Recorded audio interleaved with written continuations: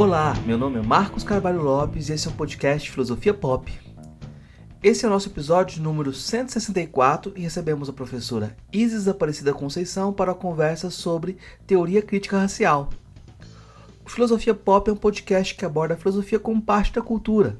A cada 15 dias, sempre às segundas-feiras, a gente vai estar aqui para continuar essa conversa com vocês.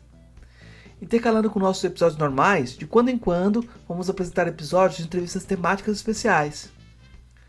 Você pode encontrar mais textos e informações no nosso site. O endereço é filosofiapop.com.br. Nós sempre divulgamos textos, notícias e publicações nas redes sociais. Então vale seguir nossa página no Facebook, no Instagram, perfil no Twitter e canal no YouTube. Tem alguma sugestão? Quer falar com a gente? Nosso e-mail é contato@filosofiapop.com.br. O podcast Filosofia Pop é um projeto independente. A gente tem uma campanha de financiamento coletivo no site Catarse, em que você pode contribuir como assinante, com valores a partir de R$ 5 mensais. O endereço é catarse.me/filosofia_pop. Se você gostou do episódio, não deixe de compartilhar, comentar. Ajude a gente a alcançar mais gente nesse trabalho de tentar traduzir o melhor no mais comum. Vamos então para a nossa conversa com Isis Conceição sobre a teoria crítica racial.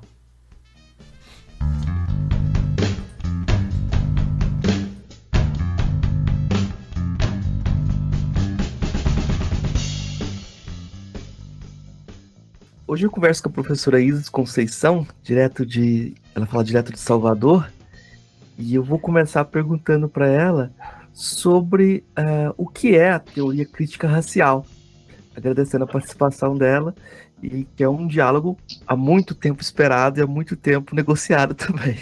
Bom dia, a todos que estão ouvindo.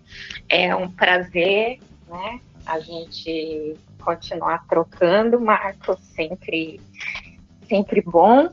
E vamos um pouco trazer o que seria a teoria crítica racial, enquanto uma escola de pensamento que se origina no curso de Direito. E agora dialoga com outros campos, até pela natureza do curso de Direito nos Estados Unidos, Como a gente conversou de ser uma pós-graduação, não ser uma graduação. Tem o aspecto da história, que a professora Kimberly Crenshaw sempre comenta, sempre conta, referente ao processo de ativismo acadêmico do professor Derek Bell Jr. Ele é autor de um livro clássico que chama A Raça e a Lei, Race and the Law. Ele era um advogado da Associação Negra, pelos Direitos Civis, e também atuava como professor de Direito, tentando produzir um direito antissegregacionista, antirracista, porque nos Estados Unidos, naquele período, ainda eram políticas de segregação. E, como um professor bem-sucedido, ele desenvolveu uma carreira em Harvard, e foi o primeiro homem negro, o primeiro negro, na verdade, a se tornar professor titular de Harvard, da Faculdade de Direito de Harvard.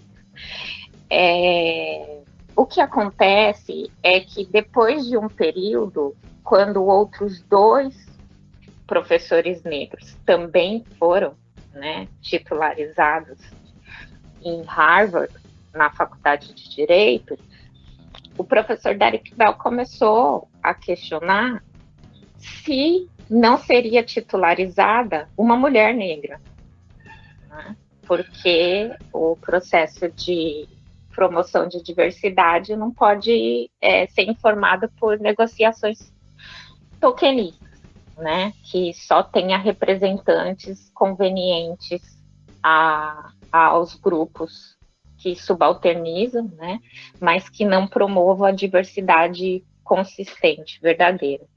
Aí é bem interessante, às vezes eu trago nas palestras o vídeo do Barack Obama apresentando o Derek Bell. Por quê? Porque o Derek Bell saiu em licença. Ele tirou um pedido de licença dizendo que não iria voltar para Harvard enquanto Harvard não titularizasse uma mulher negra. E no processo que os alunos começaram a fazer greve também para apoiar essa postura do professor Derek Bell, o presidente da revista de direito era o Barack Obama. E o Barack Obama apresentava o professor Derek Bell para os outros discentes, né, para apresentar a pauta dele. O professor Derek Bell saiu em 2 anos de licença. Nesses 2 anos de licença, não aconteceu a titularização. Ele acabou se desligando da Faculdade de Direito de Harvard, ele se aposentou na Faculdade de Direito de Nova York, né? E não voltou. E eu não sei se tem alguma mulher titular na Faculdade de Direito de Harvard.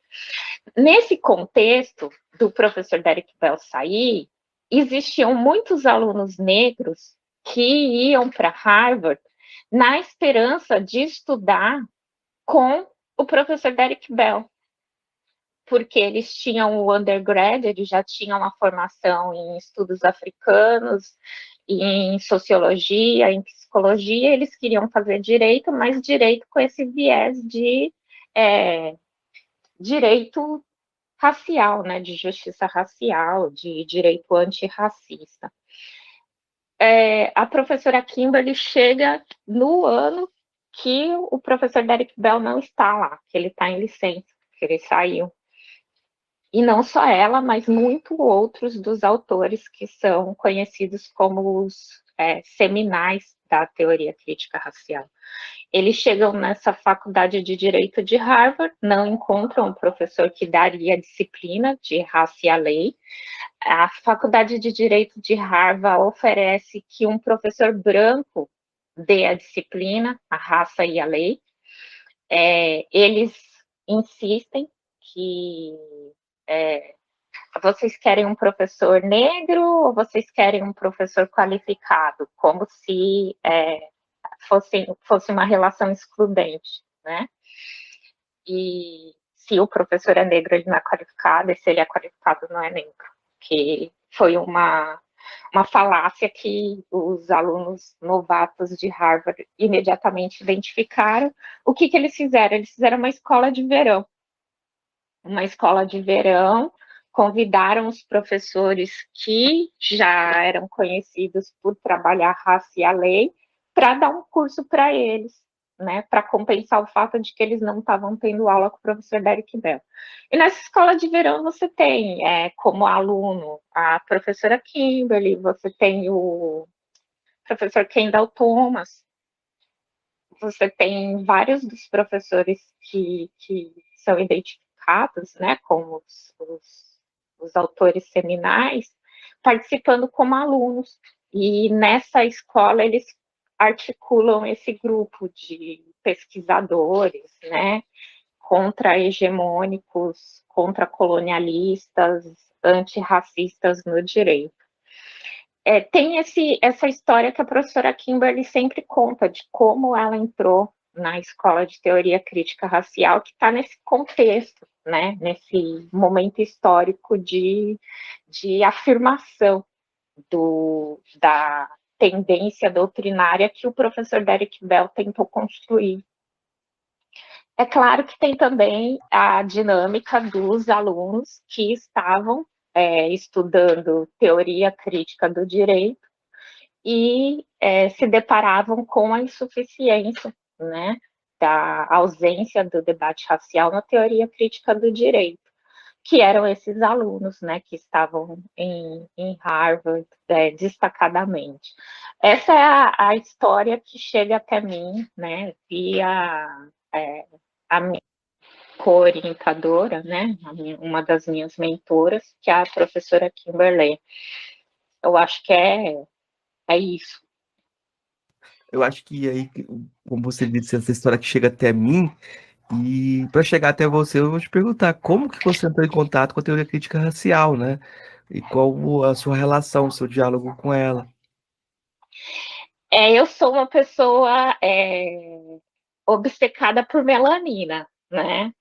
Meus pais são pretos, né? Os dois vêm de famílias da Bahia, que é um estado preto. Tá, eu nasci em São Paulo, né? Num bairro que é um bairro tradicionalmente preto, porque as pessoas negras primeiro foram para a Zona Norte, e da Zona Norte elas atravessaram o rio para a Zona Leste, mas os pretos mais velhos ainda estão na Zona Norte. E eu sempre procurei, quando eu entrei no curso de Direito, pessoas pretas, né? Para ter, por mais que eu seja reticente com esse negócio de representatividade, role models, né? Porque não é tudo, mas é importante sim, né? Eu só não quero ter que carregar esse fardo de ser a imagem emblemática, né? Mas eu reconheço que eu procurei imagens emblemáticas porque eu precisava me alimentar disso. Então, na graduação na Unesp, eu já entrei interessada em pesquisar a questão de raça e direito, né? Eu, no primeiro ano, já publicava Discriminação Racial e Sistema de Justiça Criminal. Era um artigo do professor Ed Silva Júnior, que eu vi na revista Raça Brasil, e eu cheguei na faculdade já, né? Eu sei o que eu quero pesquisar.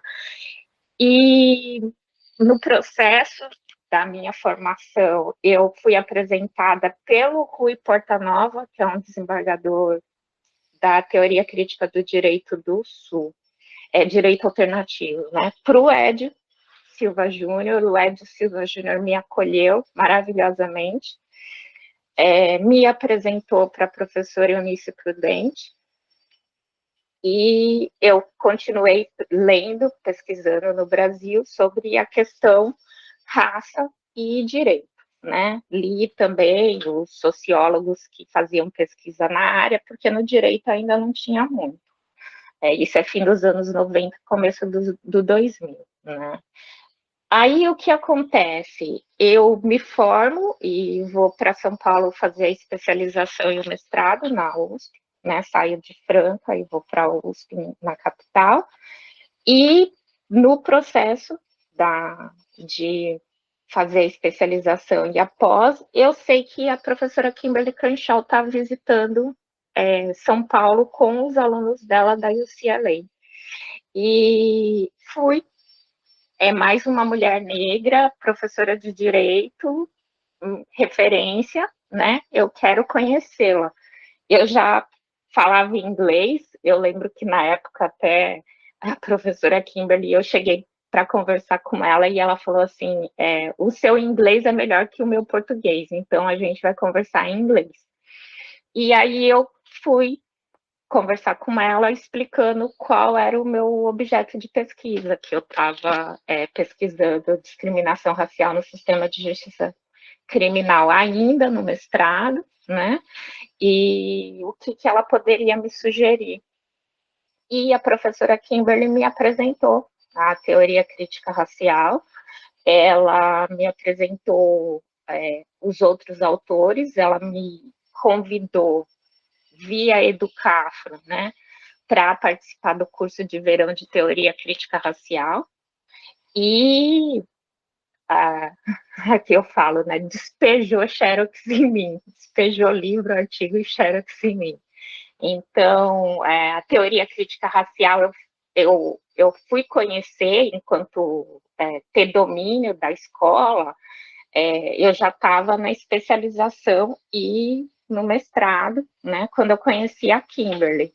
Mas a pesquisa sobre justiça racial, sobre a raça, né, as pessoas de melanina acentuada, como falam no filme do Lázaro, no direito, isso já era meu interesse de pesquisa desde quando eu entrei desde antes de entrar na faculdade de Direito, e quando eu entrei, continuou sendo.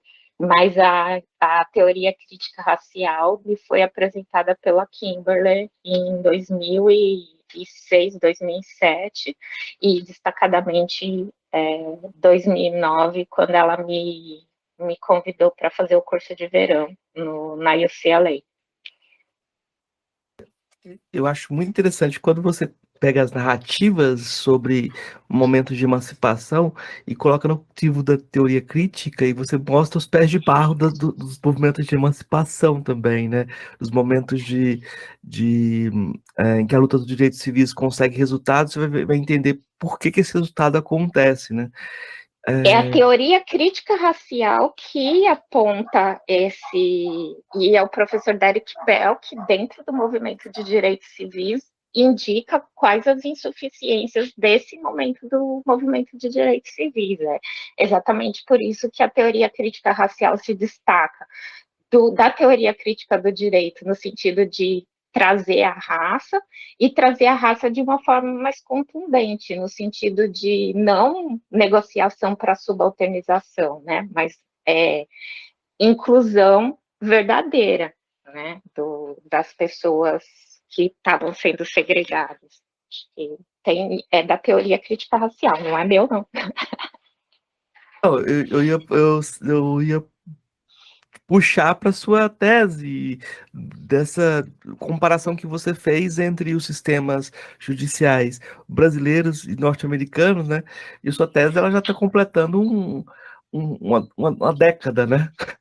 A E, dissertação, acho é, que é dissertação, né? Deixa eu 2014, ver. 2014, a Ah, tese é? Caraca, lembra 2014. que já vai fazer 10 anos que eu defendi o doutorado, cara. É, a- ano- Eu já tô tá. achando que vai fazer uma década que eu defendi o mestrado, Não, já fez tá bom. tempo. Vamos ser bonzinhos. 2014, vai ter 8 anos, né? Mas o que chama muita atenção é a gente pensar que esse ano é o ano da revisão da questão das cotas, né? E o tema que está nela é muito pungente, né? Como é que você. Eu queria que você faça um pouco dessa comparação que você fez, né? Pelo menos um pouquinho, para a gente sumarizar a tese para o pessoal ir atrás. Então, a tese que enfim, assim como a dissertação, o processo de escrita é horrível, né? Porque como eu pesquiso sozinha, né? No Brasil não tem pessoas, né? Muitas pessoas ainda. E quer dizer, eu sou uma pessoa que se isola, né? Mas também eu não consigo achar muitos interlocutores, nem sempre sobre essas coisas. Então, tanto a escrita da dissertação teve como interlocutores privilegiados uma galera do RI e uns antropólogos, mais do que gente do direito, mas a escrita da minha tese foi toda em diálogo com o pessoal da UCLA, porque eu já tinha feito o mestrado lá. Que para mim foi muito norteador, tanto do meu tempo pesquisando em Los Angeles, quanto aqui no Brasil escrevendo a tese, eu estava em Brasília quando eu terminei de escrever, foi o princípio de convergência de interesses do professor Derek Bell, que a gente observava muito durante as aulas de teoria crítica racial, que esse princípio de convergência de interesses, ele tenta sempre lançar o olhar atento ao limite do aparente processo de inclusão. Então, o professor Derek Bell, na convergência de interesses, ele fala: a inclusão vai acontecer, mas ela vai ser subalterna. Né? Você vai ter uma política, mas você vai ter uma política que não vai ser uma política significativamente transformadora, é uma reforma racial. Né?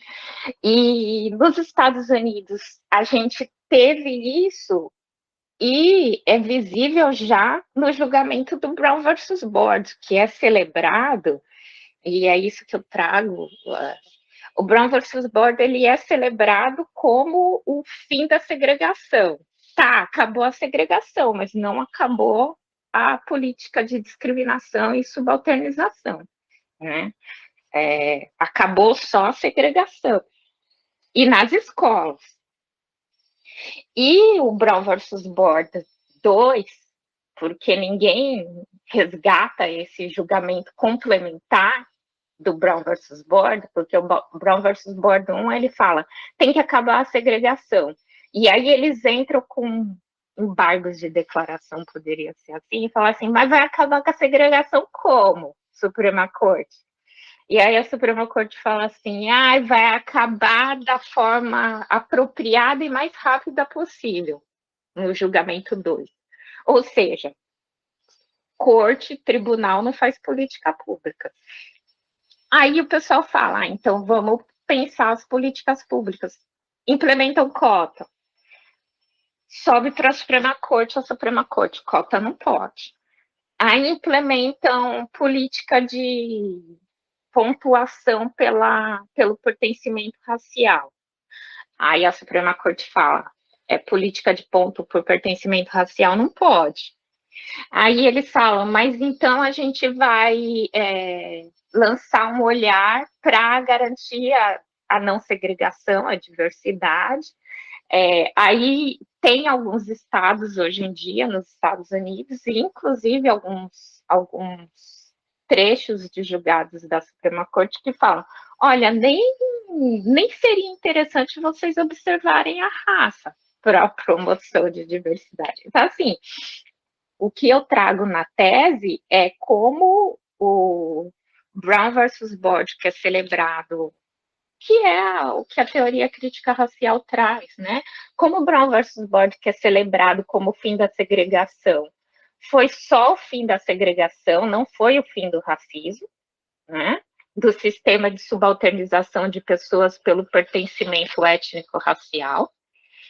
E o Brown versus Board, as políticas, todas as políticas que tentaram implementar a recomendação de acabar com a segregação, não foram aceitas pela Suprema Corte com o decorrer do tempo, né? Nos Estados Unidos, eles vendem que o Brasil tem uma legislação de cotas, o que a gente tem de cota social, porque a cota racial é subsidiária, né, na nossa legislação federal. Cota racial você tem na UERJ, você tem na UNP, né? Você tem, acho que na Federal do Paraná, se não me engano, na Estadual de Maringá, mas na legislação federal a raça ela é subsidiária, né? Você tem um recorte socioeconômico e dentro desse recorte socioeconômico você tem a raça. E isso já é um ponto de interrogação se a gente teria realmente cotas raciais. No entanto, eu acho que também é uma vantagem, porque as pessoas que afirmam que existe cota racial no sentido de querer desconstruir a política de cotas, não tem objeto, porque não tem cota racial verdadeiramente, é uma cota subsidiária. Então, na verdade, não seria, uma cota subsidiária, está dentro da cota socioeconômica. É claro que a gente poderia aprofundar o debate, transformando cotas paralelas, né, racial e socioeconômica, porque o fato de uma pessoa negra não ser pobre, extremamente pobre ou miserável, não significa que ela não vai encontrar o ciclo repetido de desvantagens competitivas, né, que o ministro Joaquim Barbosa trouxe como conceito, né, de expressão das dinâmicas de racismo estrutural, mas, ao mesmo tempo, a gente tem uma vantagem, né, as cotas raciais incluídas dentro do subsidiário das cotas socioeconômicas também desautoriza todo esse discurso que o pessoal faz de que tem cota racial, tem que tirar cota racial, porque no núcleo duro não tem, né, na lei federal que está fazendo 10 anos agora, não tem cota racial. Eu não sei se eu consegui me fazer entender nessa tese subsidiária, que está também na tese de 2014. Não, a gente sabe disso porque a USP, né, a filosofia da USP é um dos lugares resistentes à questão da cota racial, né? Então, eu vou comentar isso para fazer essa homenagem ao pessoal da filosofia da USP que continua resistindo. Um salve para a filosofia da USP. Tipo, a filosofia da USP continua sendo o lugar reaça da Mas bagaça. sabe que o Largo São Francisco foi também muito difícil. Eu lembro que quando eu entrei lá em 2005, né, que eu entrei para fazer a especialização, em 2006 eu entrei no mestrado, mas como eu já estava antes da especialização, eu já estava no processo de acompanhar a implementação de políticas afirmativas promovidas pela Fundação Ford na abertura da pós-graduação de Direitos Humanos. E era isso, né? O pessoal lá insistia em dizer, ó, isso aqui não tem cota racial aqui, não é cota racial, mas era um receio também da faculdade de que fosse identificado que a faculdade estava implementando algo ilegal. Né? Depois veio a decisão do nosso STF dizendo que é constitucional, né, a implementação de políticas informadas por raça, mas naquele tempo a Fundação Ford já estava financiando uma área de pós-graduação, exigia, né, que tivesse políticas afirmativas para a pessoa desprivilegiada socioeconomicamente, para pessoas com deficiência e afrodescendentes e indígenas. E naquele comecinho de implementação também foi o mesmo desgaste, né? Que eu acho que tem em vários outros lugares, assim, tem pessoas que não querem pelos mais diversos motivos, seja porque são contrários às políticas de ações afirmativas, às políticas reparatórias, mas também tem pessoas que não querem implementar porque estavam com medo de que fosse identificado como uma violação à Constituição, né? Então, eu lembro que o professor Comparato escrevia dizendo é cota, sim, escrevia artigo dizendo é cota, sim, é cota para negro, tem, e os negros devem prestar. E tinha professor dentro do Largo dizendo, professor até conhecido por ser democrático, progressista, atuante durante o período da ditadura, que falavam, não, eu sou contra as cotas para negros e não pode ter cota. Então, assim, ficar velho tem esse ponto, né, de ter assistido a história acontecer. E o pior é lembrar. É isso. Não, você não precisa lembrar. Eu tô dizendo, o pessoal da filosofia da USP continua nessa, assim, são raízes gregas, raízes Como se os gregos aristotélicas. tivessem sido formados por eles mesmos, né, e não Pois pelos é, pensadores africanos, mas enfim, bora lá. vamos lá. Você já indicou a necessidade de limpar o terreno, sistematizando conceitos, né, Uhum. para pensar a teoria crítica racial no Brasil. Eu vou te perguntar sobre alguns conceitos que você tratou no artigo: raça, preconceito, discriminação direta, indireta, Uhum. privilégio branco e branquitude. Só isso que eu quero que você explique. Vamos contar de novo, né? Eu trouxe até num artiguinho que eu publiquei recentemente, né, numa homenagem ao professor Laffer, de novo as minhas referências em antropologia comparada, né, que é o professor Carlos Moore e o professor Jacques Desqui, né, que foi orientando do Kabengele no doutorado. É uma professor um é um professor africano e o outro é um professor cubano, né? O Jacques Desqui, ele é oriundo do Congo, eu acho, ou de Ruanda, né? Mas é algum país africano francófono que fala francês. Eu não lembro agora qual. Mas o professor Jacques Desqui, assim como Carlos Moore, já moram no Brasil há tanto tempo que brasileiros. Então, para pensar o racismo, não como categoria jurídica, né? Porque como categoria jurídica a gente tem nas declarações da ONU, né? Que é todo tratamento desigual informado pelo pertencimento racial, né? Todo tratamento desigual, desvantajoso, etc., é informado pelo pertencimento racial.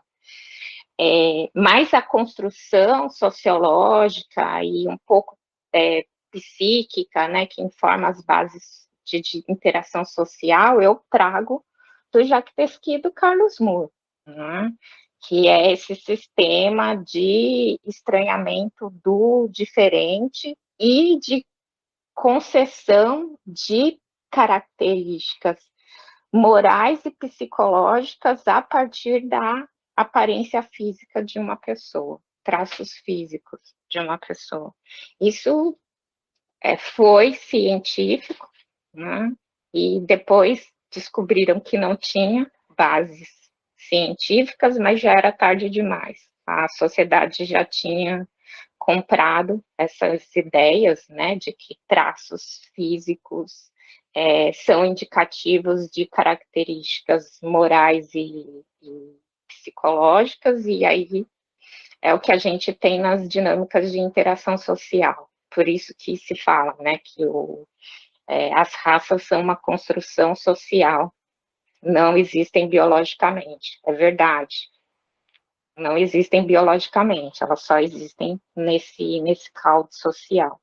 Então, a questão do racismo está nisso.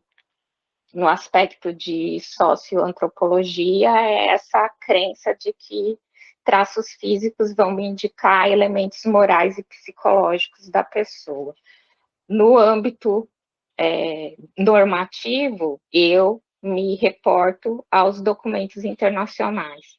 Porque será, né? Porque o Brasil não tinha, como dizia o nosso representante do governo brasileiro, quando aprovaram a Convenção de Combate ao Racismo e Eliminação da Xenofobia, o Brasil não tem esse problema.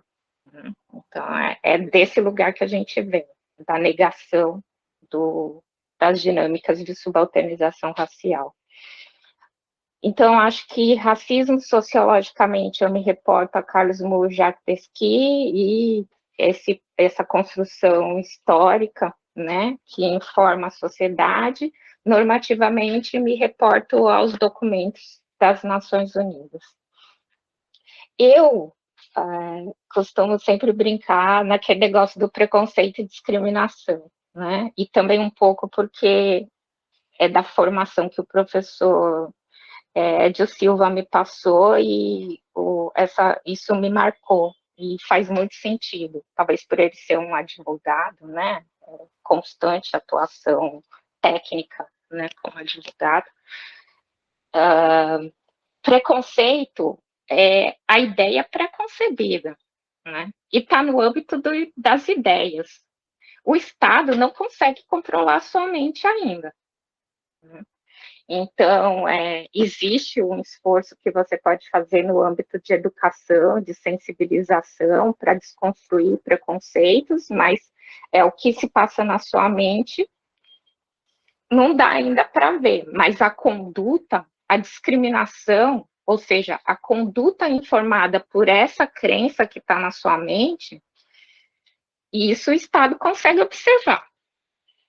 Então, e aí essa discriminação vai negar direitos ou não vai negar direitos? Porque qual é a definição de racismo? A negativa de direitos informada pelo elemento de pertencimento, né, étnico-racial. Então, e o que são direitos? É direito à saúde, direito à educação, direito à vida saudável, digna, né? Direito à não violência, né? Não violência moral, não violência física. Eu sempre fazia essa brincadeira que eu ainda Me divirto muito. Se eu tô numa balada e o Brad Pitt agora nem tanto, né? Porque o Brad Pitt já tá tão velhinho quanto eu. Mas se o Brad Pitt chegasse na balada e eu falasse, não quero ficar com você, é, é uma discriminação informada pelo aspecto é, físico, né?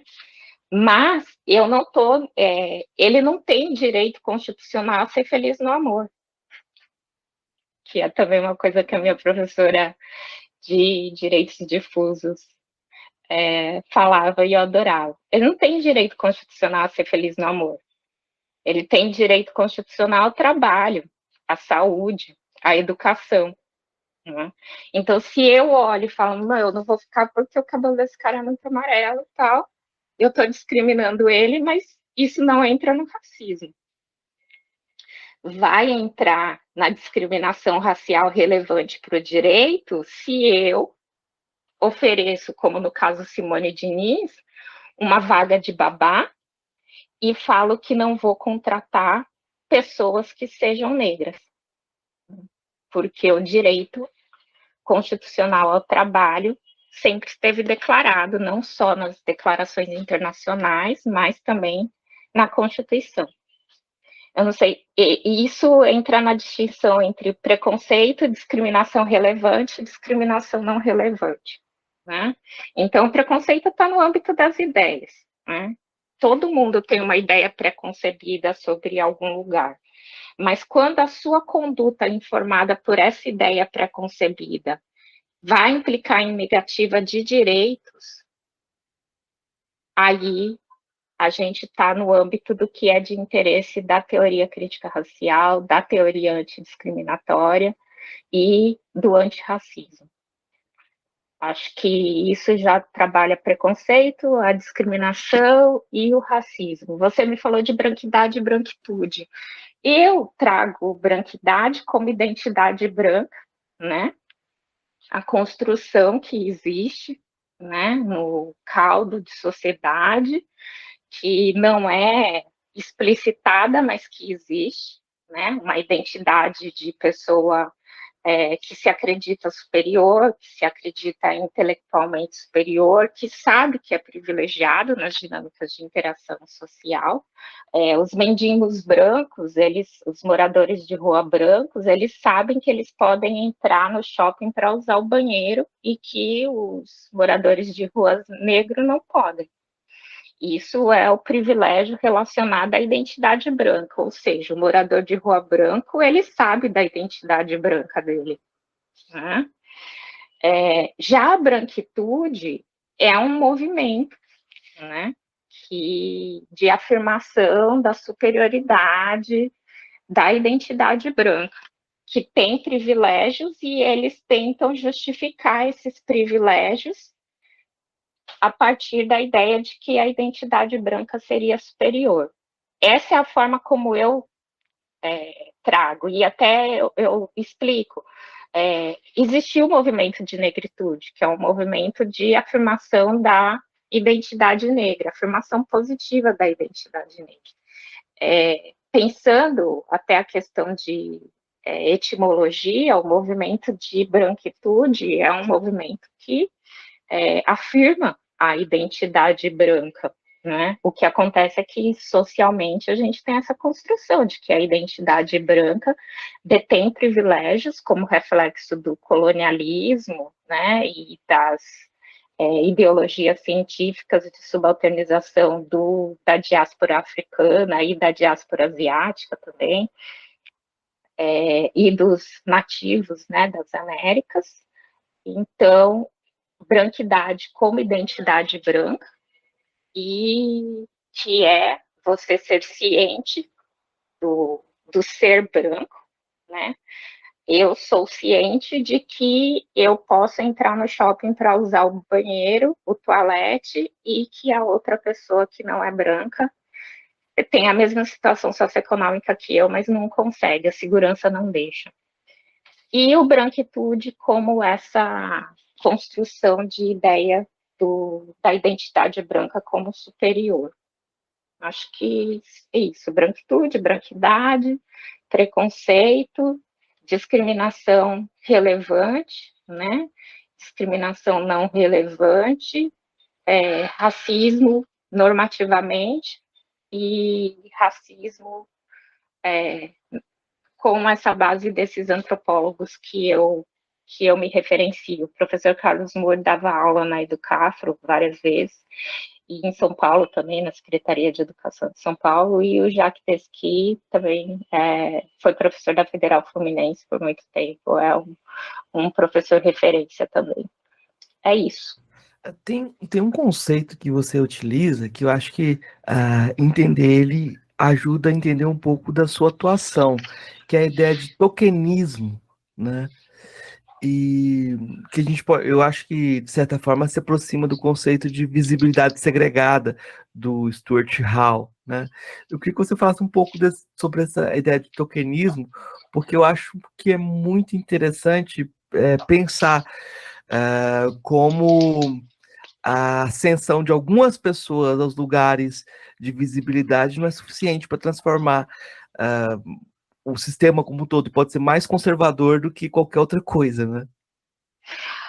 Sim, sim. Eu usei na minha dissertação muitas autoras feministas, né? Interessante até, porque eu não conseguia achar aqui no Brasil, e também a produção teórica nos Estados Unidos é, é muito mais comprometida nessa atuação política do que de produção de teoria, né? Eu gosto de teoria e tal. E o tokenismo que eu identifiquei, né, num artigo dessa autora até, e ela tentava explicar como mulheres conseguiam chegar em postos de liderança, né, estavam chegando em postos de liderança, e as instituições não mudavam, né, as instituições continuavam a ter a mesma dinâmica. Então, eu não conheço esse conceito do Stuart Hall. Depois, por favor, escaneie as páginas e me manda, Marco. Mas a ideia do tokenismo até me recorda uma coisa que uma ativista que eu simpatizo muito do Rio de Janeiro falou, que os espaços têm que ser ocupados, mas não podem ser ocupados por qualquer pessoa. Tem que ser ocupado por uma pessoa que tenha consciência, né, de si e da população negra. Do contrário, o que você vai ter é uma imagem emblemática, mas a instituição funcionando do mesmo jeito, né? Essa imagem emblemática, acho que até por isso que eu tenho essa coisa com representatividade não é tudo, não é tudo, né? Você pode ter o token, né? Que é a pessoa que você coloca no espaço e às vezes até num cargo de liderança, né? Como várias mulheres conseguiram entrar em cargos de liderança, mas isso não muda a lógica de funcionamento da instituição, a lógica de funcionamento discriminatória com impacto desproporcional, né, das instituições, porque instituições e estruturas você só consegue perceber que acontecem práticas discriminatórias pela lente do impacto desproporcional. Então, você pode ter Aí a pessoa fala, nossa, mas como pode esse país tem uma mulher presidente e ainda assim os índices de violência contra a mulher são tão irracionais que você tem pessoas fazendo adesivo de carro com a imagem da presidente sexualizada, né? Sofrendo violência sexual. Então, o fato de você ter uma figura emblemática não é um indício de que a instituição mudou, é um indício de que tem uma figura emblemática lá, né? O indício de que a instituição mudou é você não ter os dados de impacto desproporcional, é você não ter a naturalização da violência moral, da violência física contra um determinado grupo. Eu não sei se eu consegui me fazer compreender nesse Não, com sentido certeza. Com do certeza, eu acho que que é o tokenismo. eu acho que pô, você faz compreender a sua atuação, quando você se nega a ser essa figura emblemática muitas vezes. Você se desvia É desse papel. É por isso que eu falei que dá para compreender a sua atuação muito com esse texto que é bem antigo também, o seu trabalho sobre isso, mas eu acho que esse desvio dessa posição de ser a representante, ter esse peso, como isso pode ser nocivo até para a própria causa, né, de você se colocar. Mas é eu vou que te você acaba sendo usado pelo grupo que quer manter a estrutura como tá, né? Então, por exemplo, eu lembro que eu escrevi o texto no Heroin e eu falava, existem tokens que podem parecer ser um sinal de mudança institucional, estrutural, que você olha e você se sente animado. Por exemplo, quando eu vi a professora Eunice Prudente, eu a conheci em 2000, né? Eu olhei e falei, nossa, tem uma mulher negra professora na Faculdade de Direito da USP. 2000 eu a conheci, né? 22 anos se passaram, e 21 anos se passaram, e a Faculdade de Direito da USP continua tendo só uma mulher negra como professora, né, na Faculdade de Direito, e a instituição não teve uma mudança significativa. Se bem que uma coisa que me falaram há muitos anos é que mudança histórica não acontece no curso de uma vida, que é aquela, não queira ver você a mudança histórica no curso da sua vida. Colabora com o que você consegue colaborar e segue, né? Vai morar na praia. E acho que é isso. Você tem, por exemplo, tokens que você olha e fala assim, nossa, é um sinal de uma mudança que está acontecendo, mas você tem tokens também que você olha e fala assim, não está rolando mudança institucional nenhuma. O ministro Joaquim Barbosa, ele entrou no STF, nossa, um homem negro no STF. Ele saiu e nenhum outro entrou. Por quê? Porque não aconteceu uma mudança institucional. O que aconteceu foi só a exposição da imagem dele, né? Mas a instituição continua com impacto desproporcional, tanto que não tem mais negros como ministros no STF. Eu acho que.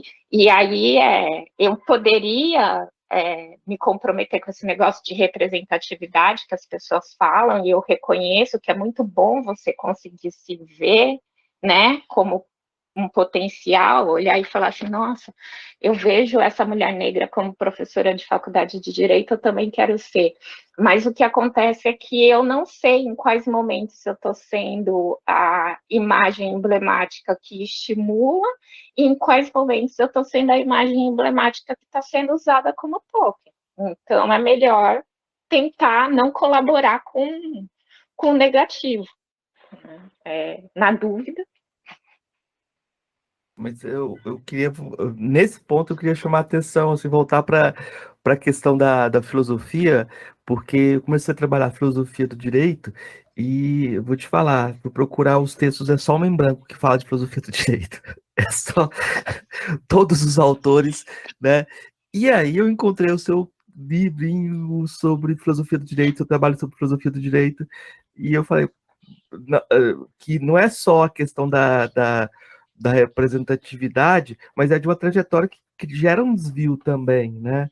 Ah, você, Interpretativo. sim, você, talvez por conta do método da coleção, já me falou por causa disso, você trabalha com situações problema, né?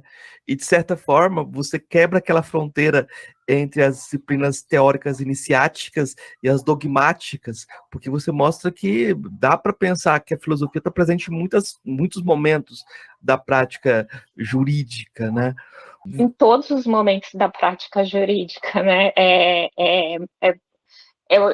Eu discuto com alguns colegas advogados que eles falam direito é prática, mas eles são advogados, eu gosto deles mesmo assim, trato normal, né?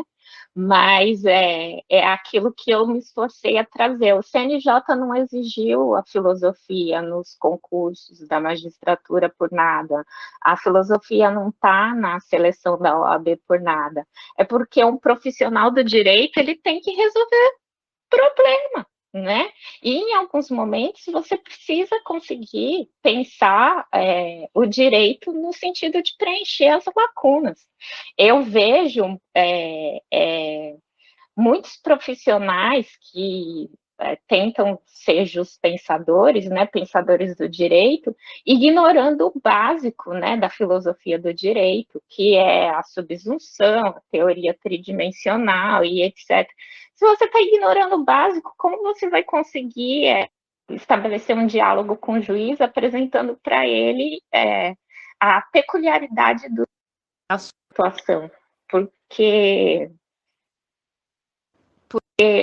o que indica a peculiaridade da sua situação vai ter que se valer de um veículo. E esse veículo da comunicação é a filosofia do direito. Né? Então, assim, tinha o elemento do método, né, da sala invertida, mas também a minha preocupação como professora, porque eu estava escrevendo aquele didático, mas eu já tinha experiência de sala de aula, e a gente sabe, né, o que é aluno em sala de aula, né? Aí, para que eu estou assistindo isso? Para que eu estou aprendendo isso? Olha, eventualmente, eu não sei o que você vai fazer depois de formado, mas se você for atuar nesse âmbito, deixa eu te contar, você vai precisar conseguir pensar a filosofia do direito, sim. Acho que é isso. É muito isso, mas é muito diferente do restante do material que existe sobre filosofia do direito no Brasil. E a grande chave final é você fazer essa vinculação com o conceito de interseccionalidade lá no final. Você vai mostrando que as ideias muito fechadas do indivíduo, que não levam em conta a diferença, não dão conta de produzir justiça, né? Então é como se você falasse, você estudou isso daqui, mas isso não é suficiente. Você precisa estudar sociologia, você precisa estudar outros aspectos para que você possa pensar a justiça de um modo adequado, né? Sem dúvida, sem dúvida. E estudar bem sociologia, né? Estudar bem as teorias da sociedade. Por quê? O homem ideal não existe. O homem ideal existe só para você tentar pensar uma ou outra norma, né?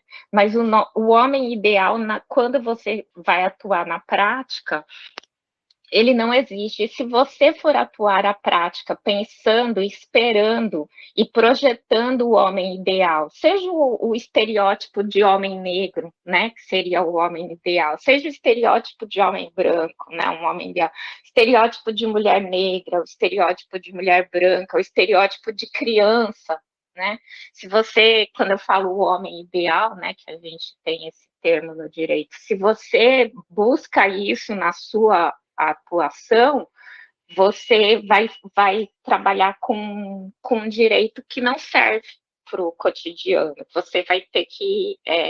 Você vai negar o sistema jurídico. Né?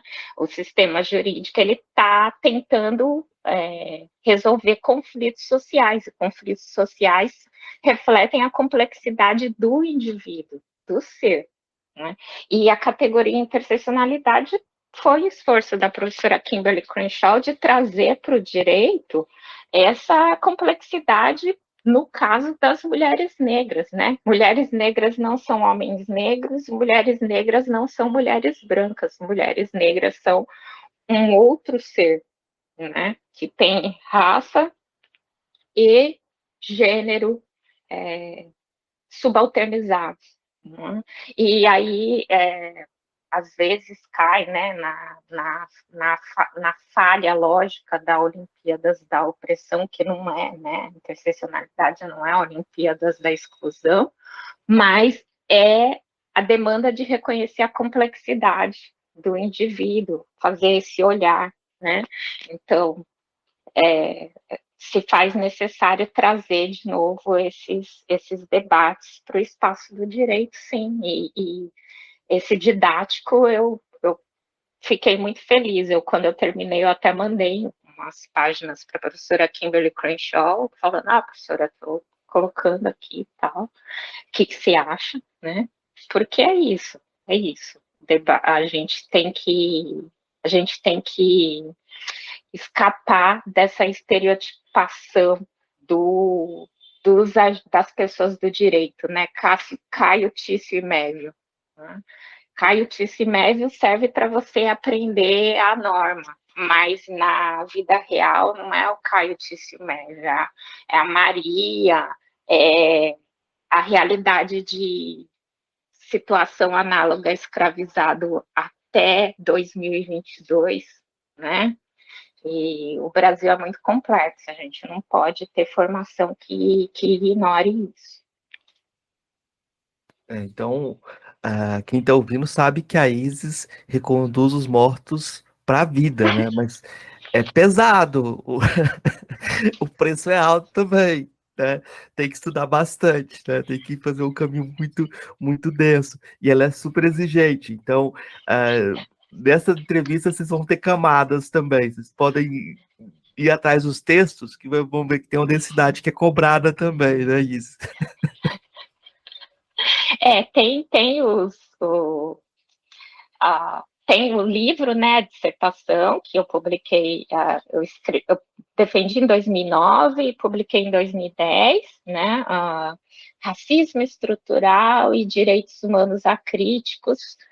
Tem um videozinho que circula do congresso, da conferência da década dos afrodescendentes que teve ano passado em São Paulo, em novembro do ano passado, pela Prefeitura de São Paulo, acho que é a Secretaria de Relações Internacionais. Eu fiz um videozinho explicando o que é direitos humanos críticos também. Circula, acho que vale a pena dar uma caçada.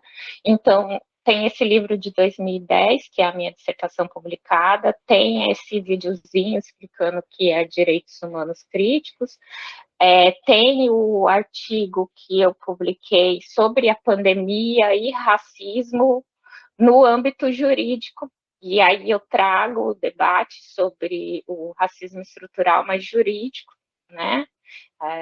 Gosto de reforçar isso, claro, sempre com as lentes da teoria crítica racial. Também trouxe uma resenha na revista de estudos feministas, esse de racismo estrutural e de racismo e pandemia, com a abordagem jurídica de racismo estrutural, está circulando todo lugar, né? STF, Tribunal Superior do Trabalho, Ministérios Públicos, todas as bibliotecas mesmo, mas é da revista Direito e Praxis, da UERJ.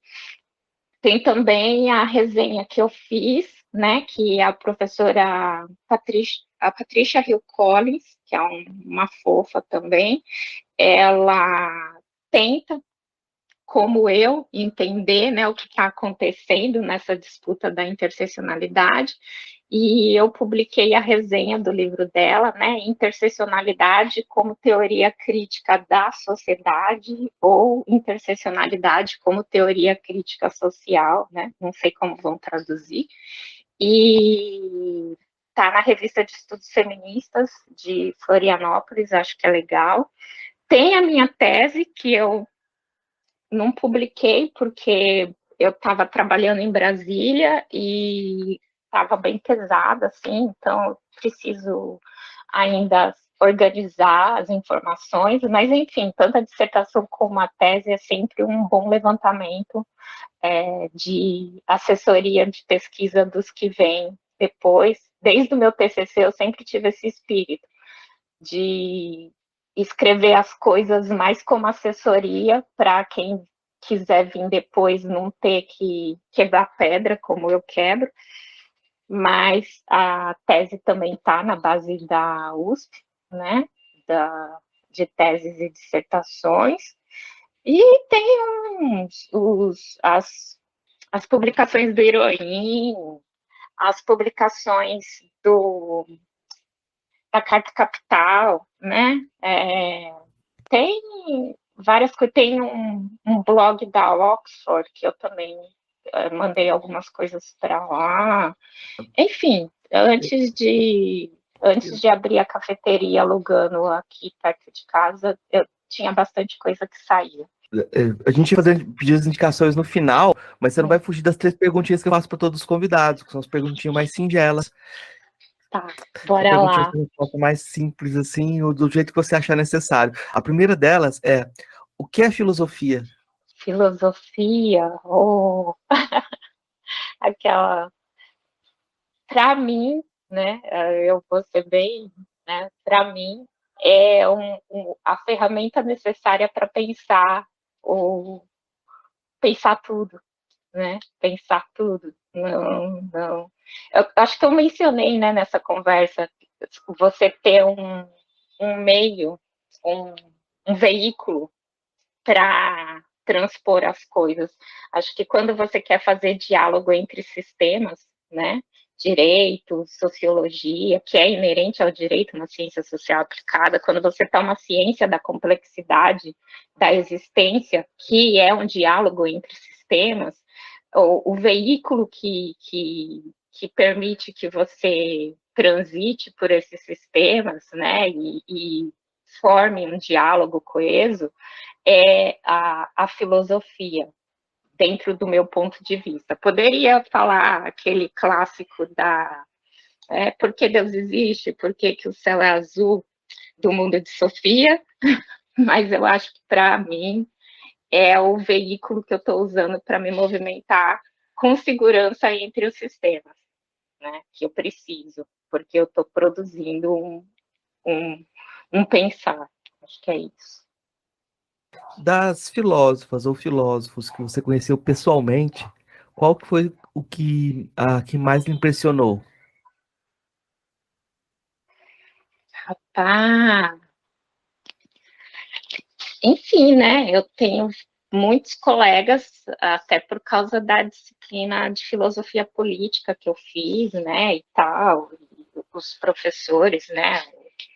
O meu professor que é professor na Unicamp, mas dava aula na Unesp. Ah, eu costumo sempre brincar que meu pai e a minha mãe são grandes filósofos. Eu vou mandar essa, que enfim, meus avós, né, tal, não sei o quê. Eu, às vezes, quando eu falo alguma coisa que os mais velhos, né, me repetiam, tal, e que começa a fazer sentido agora, eu sempre falo assim, como dizia o grande filósofo, né, como dizia a grande filósofa, eu, eu, eu vou ficar nessa, assim, acho que meus, os grandes filósofos que eu sempre ainda me surpreendo seriam as pessoas da minha família, né? Os mais velhos, tal. Mas é, vou deixar nessa, vou deixar esse reconhecimento decolonial ao saber tradicional que convive comigo. Eu acho que aí você utilizou minha última pergunta, que era quais são suas filósofas ou filósofos favoritos, né? Porque Pois é, porque assim, existe a filosofia que a gente usa como ferramenta, né, na nossa produção teórica acadêmica, que tem um quê muito de dúvidas pessoais. Poxa, é, aquela pergunta que a, a terapeuta faz lá no começo dos 2000, por que você pesquisa raça, né? Que é uma pergunta que eu não me fiz, né? Quando eu comecei a pesquisar na graduação, mas uma hora a gente tem que parar para se perguntar. E existem essa dinâmica das ferramentas de filosofia e dos produtores, né, nesse âmbito, mas existe também as dinâmicas dos filósofos para você pensar a sua existência. E você ter o pensar saudável da sua existência é o que te dá uma certa estabilidade para você continuar transitando por essa produção acadêmica, que é uma disputa, né? E que envolve em alguns momentos quem você se percebe, como você se percebe. Então, acho que ter essa base esse conforto nessa base decolonial, né? Nessa base dos mais velhos e dos meus mais velhos, não só meus pais, meus avós, mas até, por exemplo, que é de cima, né, que é um, uma pessoa que eu conheci que eu adoro, como uma pessoa pode ser tão sutil e tão passar tanta informação ao mesmo tempo. E o Ed Silva e os demais, mas assim, acho que o compromisso com esses mais velhos que não estão nos livros, né? Que não estão com título de doutor honoris causa, mas que se você não entender eles, você não vai conseguir circular nesse espaço de produção de conhecimento com estabilidade. Vai acabar não se sustentando. Acho que é isso.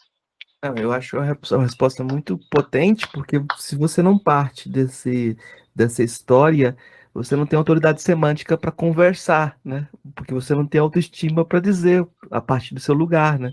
Então faz todo sentido essa resposta. Eu pedi indicações de livros, você já fez algumas indicações, mas eu vou falar para os ouvintes que a professora Isis, ela tem muitas publicações em inglês também, né? Então, se você for atrás dos trabalhos dela em inglês, talvez você encontre coisas que ainda não estão em português, porque ela, ela não, produz muito para um diálogo internacional, né? Que faz parte da Uhum. formação dela. Então, vale a pena ir atrás também desse livro que a gente falou de filosofia do direito, né? Porque eu acho que tem essa diferença aí. E eu queria puxar indicações também que não sejam só do direito, da filosofia. Aí eu vou homenagear o Carlos Moura aqui e acho que vale a pena ir atrás do Fela Kuti, que era amigo dele, e que eu acho muito engraçado que muitas vezes as gerações mais novas não conhecem. Muitos dos estudantes africanos chegam no Unilab e não conheciam o Fela Kuti, né? Então eu vou fazer a indicação do Fela Kuti e do DJ Sankofa, né? Que é um amigo que o DJ Sankofa do Caribe, que trabalham com música africana, né? E que são grandes mediadores para o pessoal conhecer a música africana, né? Então, Eu coloco o Fela Kuti como músico, né? Quase sempre que eu posto alguma coisa, eu coloco o Fela Kuti. Eu adoro a música dele sobre água que ele fez para a mãe dele. Quando eu morava em Los Angeles, estava rolando um musical dele no centro de Los Angeles, que a menina do Destiny Child faz uma das namoradas dele, do personagem, né, do Fela, e acho que é porque ele é nigeriano, né, e a Unilab tá centrada nos Palopes, e é uma coisa que eu tento pensar, né, poxa, a gente não está fazendo diálogo entre África na Unilab, porque a Unilab é Palopes, mas o Palopes tem que dialogar com a África francófona e com a África anglófona e com as outras, e é engraçado ver como esse diálogo não acontece, né? Os alunos chegam dos Palopes e eles não conhecem o Fela, né? O cantor nigeriano que também foi meio que revolucionário. E acho que tem isso, tem essa referência do Carlos Moore, que o Carlos, eu assisti uma live dele mês passado, e eu falei, parecia que eu estava assistindo o jogo da Copa, né? E realmente, a reverência do Fela também, eu reforço, sem dúvida. saiu um livrinho agora na Nigéria, do Adesina Afolayan e do Toyin Falola, né? Sobre o Fela como filosofia. Agora eu não lembro o nome do livro, né? Mas é fácil de encontrar. Uau! Os dois estão trabalhando como a base do pensamento iorubá, tá nas canções do Fela, problematizam as questões das mulheres também, porque é um problema grande como o Fela tem uma abordagem ambígua sobre a questão feminina, né? Mas é todo um Uhum. livro pensando Fela Kuti como um filósofo, como um pensador.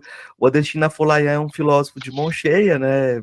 Ele organizou um compêndio de filosofia africana há pouco tempo, e o Tony Falola é o nome ele é o grande pensador da epistemologia nigeriana, assim, tudo que vai pensar a partir da Nigéria, o Falola vamos dizer, um catalisador, né? Ele é a enzima que gera os conhecimentos na Nigéria, né?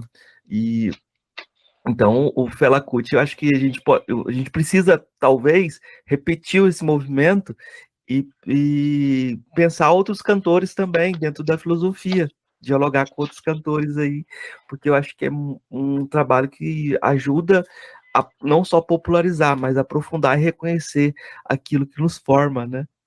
Mas, Uhum. é, Isis, então vou deixar espaço aberto para suas considerações finais, para o recado que você queira. E o recado que você quiser, se você quiser divulgar, se tiver alguma coisa para divulgar também.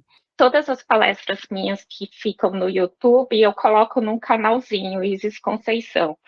E acho que nessa palestra na OAB de São Paulo, eu comentei que eu saí de São Paulo porque eu entendi que eu já tinha feito tudo que eu podia fazer, né? Então, eu fico sempre curiosa, para mim é sempre curioso, porque eu volto para rever as coisas e eu falo assim: é isso, gente, nada de novo no front, né? Também uma coisa que eu já comentei numa entrevista, né? Você vai estudar teoria crítica racial, é uma entrevista minha que está na Revista de Cientistas Negras da Federal Tecnológica do Paraná. E você vai fazer teoria crítica racial em Los Angeles e o pessoal está teorizando aquilo que teu avô ensinou para teu pai que te ensinou, ou que tua avó ensinou para tua mãe que te ensinou, sabe?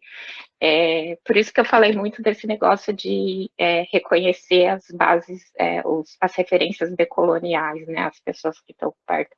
E aí eu sempre me surpreendo com o que as pessoas querem, né, ouvir mais, porque eu tenho a sensação, às vezes, que eu estou falando sobre o que já está publicado em 2008, que já está publicado em 2009 e tal.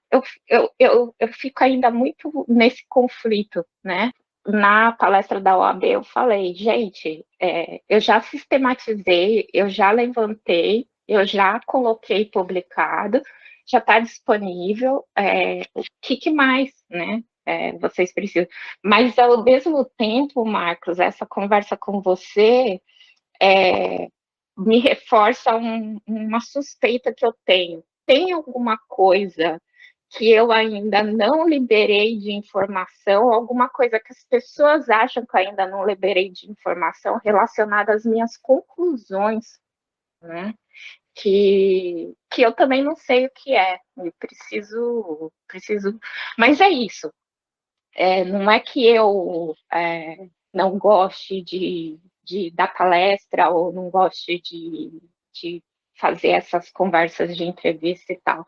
É só porque eu sempre me pego pensando isso. Eu acho assim, já sistematizei, já divulguei, já disponibilizei e tal.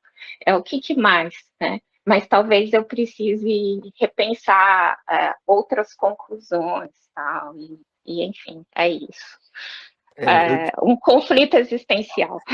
Eu te peguei naquele negócio do tokenismo, né? Porque aí e você fala que tem os bons e os maus, né? E é verdade que você já publicou e já teorizou, só que as gerações novas estão chegando e por mais que haja esse tokenismo, elas precisam de referência, como você teve referência também, né? Uhum. Então, voltar a dialogar ou dar essas entrevistas é sempre uma prática afetiva também, né? Uma saudação para esse pessoal que está chegando agora, que talvez não conheça seu trabalho, não tenha ele como referência, porque a gente tem um grande gap entre as gerações, né? O pessoal mais novo não cita os mais velhos, e como você não é tão mais velho assim, Eu tô no gap, né?